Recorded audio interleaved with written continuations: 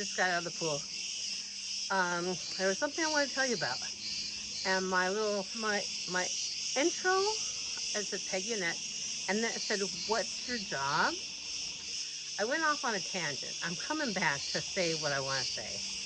The thing is, I believe that every town in America, every town in the country, there's a newspaper, a doctor, a shopkeeper, hardware store, um, oh, you know, maybe a seamstress lives there, a fudge kitchen, hopefully, uh, you know, all these different things that people do.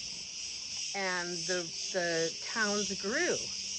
And now there are even more. There's like computer technology and surgery and different kinds of surgeries and regular general physicians and there's plays and there's theaters and there's community theaters and there's hundreds and hundreds and hundreds and hundreds of things that can be done in most major cities. A lot of, like, I live in South Dakota. We don't have a lot of major cities, and our major cities have a lot of things like churches, and you can find a place.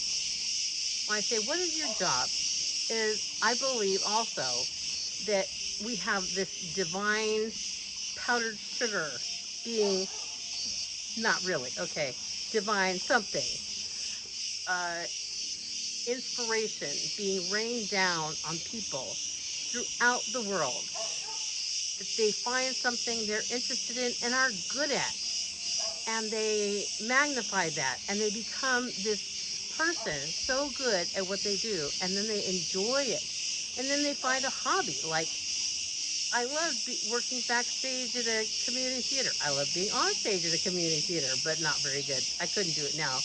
I could not memorize anything. But it became a question at church one Sunday about what a friend is. And we were talking about different ways, different kinds of friendship.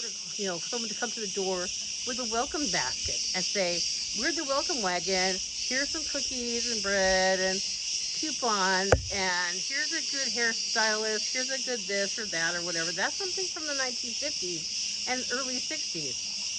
In the 80s, my husband and I moved into La Crosse, Wisconsin, and we got a visit from the welcome wagon, and they brought in the jam and all these things, and I was bug-eyed because I'm from Southern California.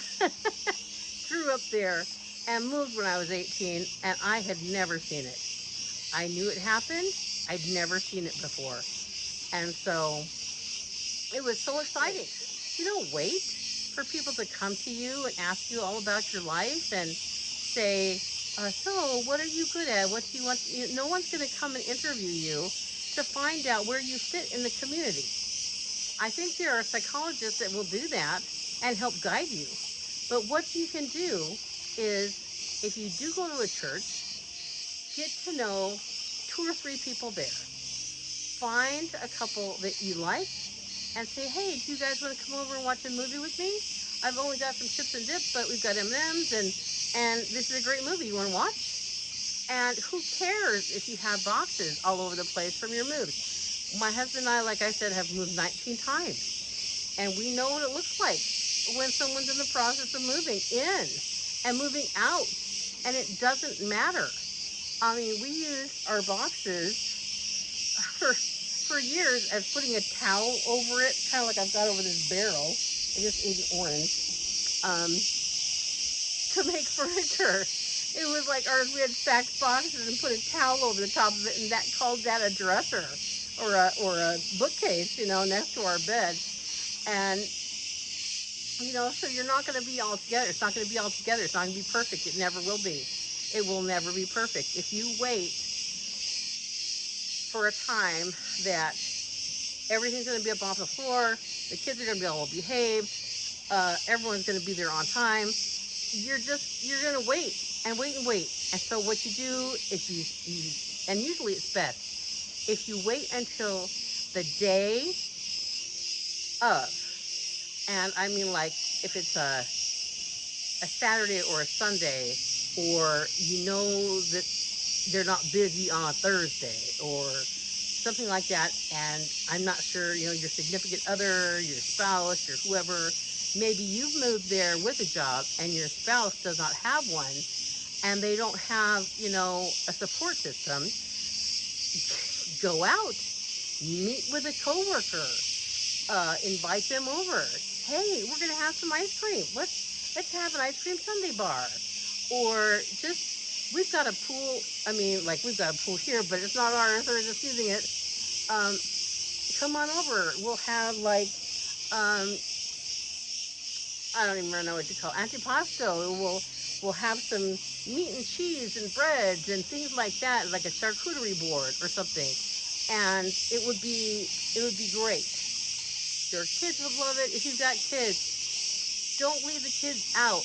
Don't leave the kids out. Get them having some friends that are kids too. Now they do play dates, or they used to do play dates. Now they have, like my daughter homeschooled, and she was part of a homeschool co-op.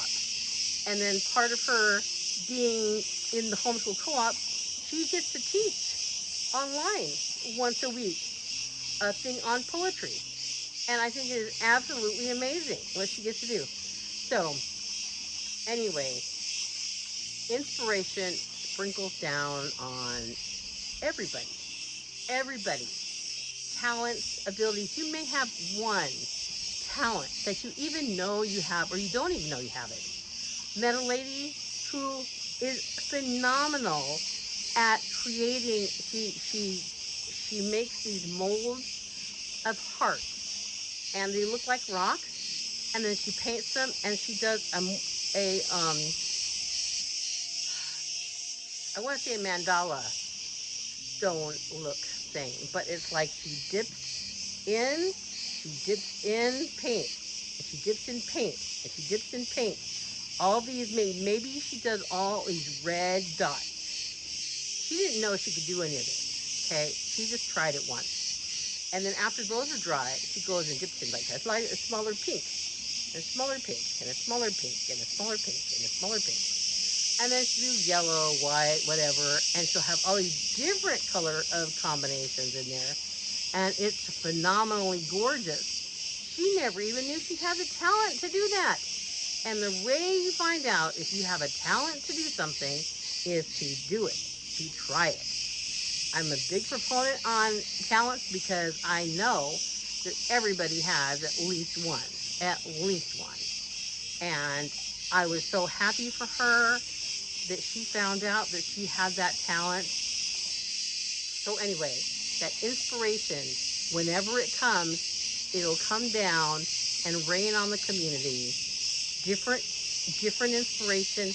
I say the desperation is the mother of inspiration.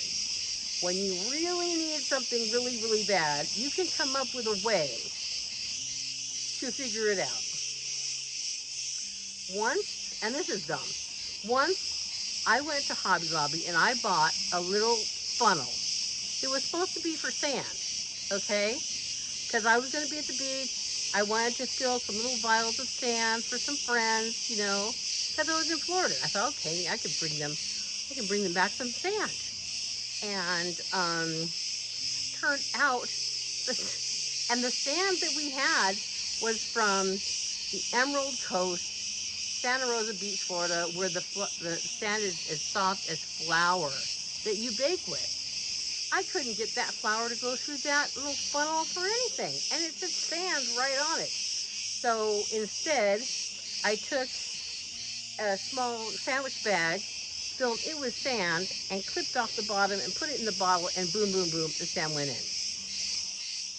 It's like, okay, well, this thing that says it's for this isn't working. What do? You figure out an alternative. So your job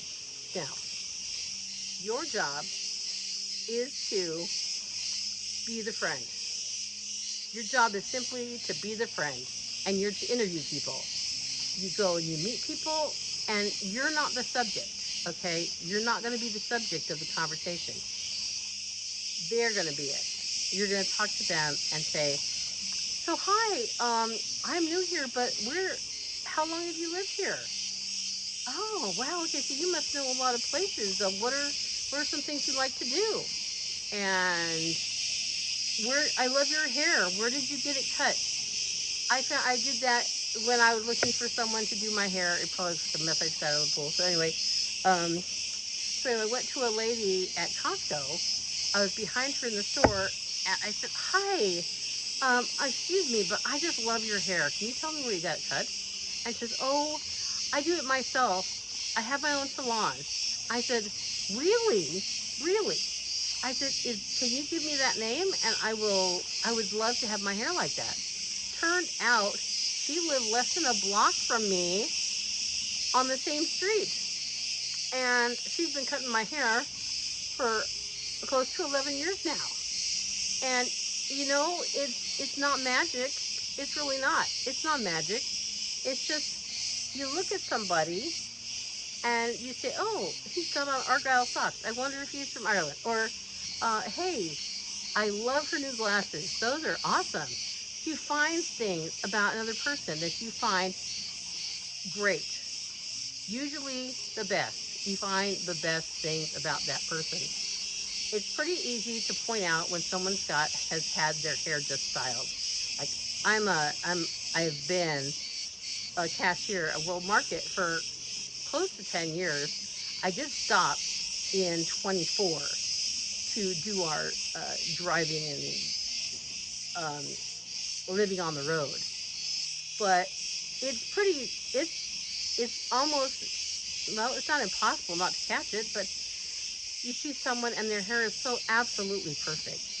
And I will say, "Did you just get your hair cut today?"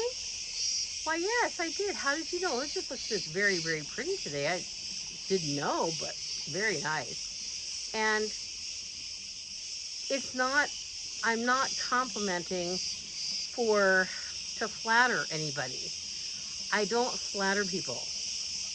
Flattery is when you just make something up or say something to somebody to get them on your side or something. I don't know what.